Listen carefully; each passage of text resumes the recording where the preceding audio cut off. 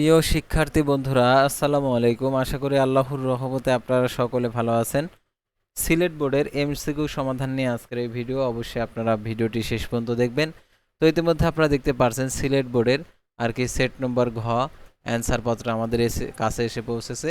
তো সেই অ্যান্সারটা আপনাদেরকে দেখিয়ে দিচ্ছি, তা আপনারা অবশ্যই ভিডিওটি মনোযোগ সহকারে শেষ পর্যন্ত দেখবেন এবং মিলিয়ে নেবেন।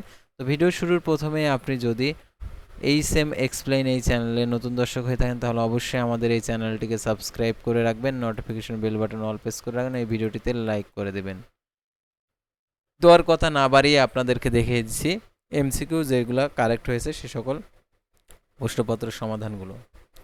আর অবশ্যই এই ভিডিওটি শেয়ার করে দিবেন।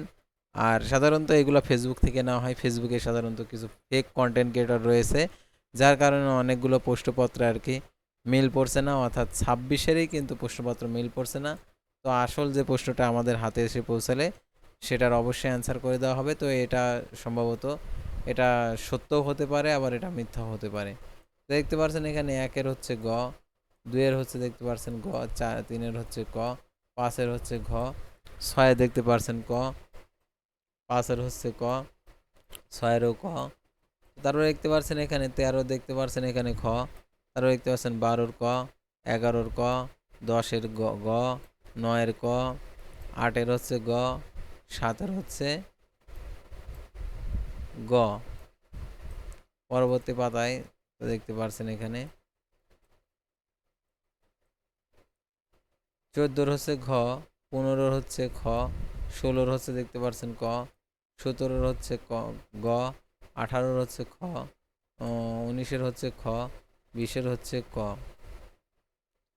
তারপরে দেখতে পাচ্ছেন 30-এর এখানে অ্যান্সার হচ্ছে ঘ, 29-এর ক, 28-এর খ, 27-এর গ, 26-এর ক, 25-এর হচ্ছে